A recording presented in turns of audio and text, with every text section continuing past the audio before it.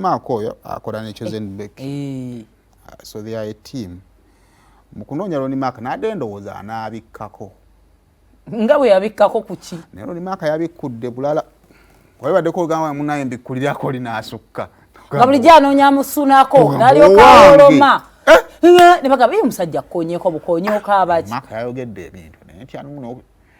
wamma mubikkule babituwe. Okumpa Ronnie Mark.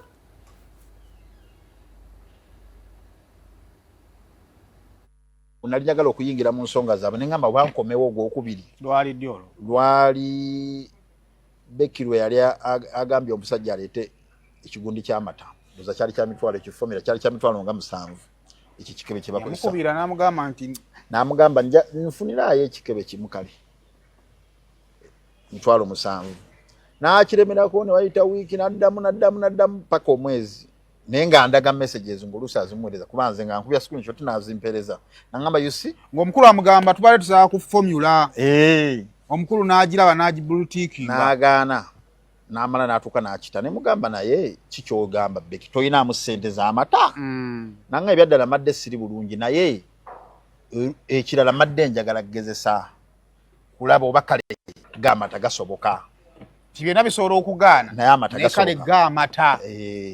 katwaja ne mugana yomanyi kikole ujja kuva ku formula w'emitwalo 7 bobanga kyoba ngobadde oyagala kugezesa nga siga ntoli yala ngoyagala kugezesa musabe gana aga bulijjo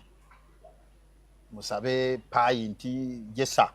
agobunga kagulemi kale tuwe ku ga pint ga 12 mugaye bwabajja agakuleetere kati ne mugamba ojja kumbulira kati kole we yali ajja ne mugamba byagundoza byatambudde bunenaga nago gaganye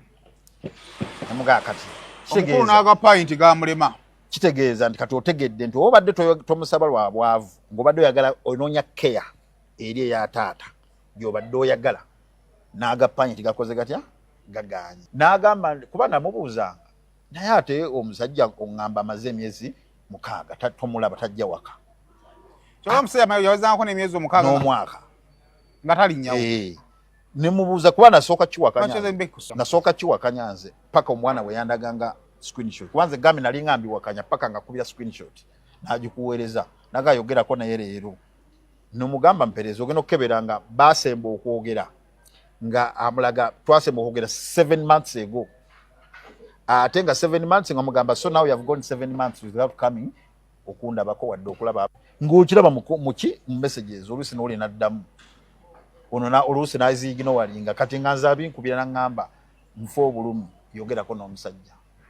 n'akubira because gwe gwayinanga immediate person gw'okola naye kati paka omukazi we yaŋŋamba toddamu mugamba because wona omugamba agenda kujja alinnya ekikomera atukube sokooleke nga n'obudde bw'okuyita ku geti tabulina awalampa ebyo ebyekikomera yakiŋŋamba nti waliwo yatuuka ng'awulira akooye naggalangawo geti kati ono ate najja n'awalampa geti kolo yampa geti yaŋŋamba saaliwo Becky ye yaŋŋamba nga omusajja awalampye geti n'ayingira agwa munda naye akubye baasanzeewo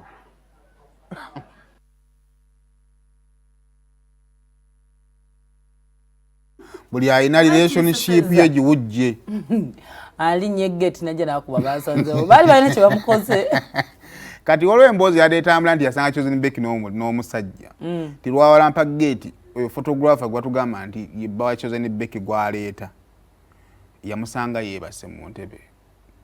kati ku mboozi ono nti photographer ajjanga mukoowu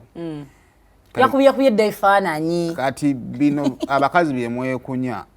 atuuka amanyi batambula basimba bagenda buki asanga oli wadde n'akasinya tannakakwatako naganduza kanjirangwa mu ntebe nga gwokola ki omaliriza kyabuntu kati ono bamusanga agudde kikoowo ndooza ye mbu amiri yalowooza buli yeebaka n'afuluuta aba alina gyavaako ate byenawuliddeko Chosen Becky mbu bw'oba oyagala gwefuna mulimu gwokola naye era ne Amiri yajjanga buloga omanyi engeri gyafunamu omuntu olowooza naye amubeera okumpi kati Amiri yajjanga buloga kati ate n'olumaka naye agamba nti Chosen Becky ye muntu akyasinza okubeera omubi naye ye muntu akyasinza okubeera omulungi nti she has been good to everyone gw'akola ki n'agamba nze wembanga nange yali abaddeko omulungi gyendi nga si ngako kati n'obukakafu bwono nyinza naye teyagaanye relationship teyagikoze eki naye kigambibwa nti photograph ebikonde byebamu ku luvannyuma lw'obubuuka gate biyinza okuba byamunyiiza n'agamba kati kankulagireko ddala kanze ddala kati ekyokubiri y'omusajja agamba photographer Amiri enti bali mu kumubizza introducing babes omupya kakodio yayagala kulaga nsi nti eno gye nali muganda wange nandibadde ndi muwanvu okusukkako wano as women moving on bwenkera ku machana introducing ati yono kati omusajja gwenina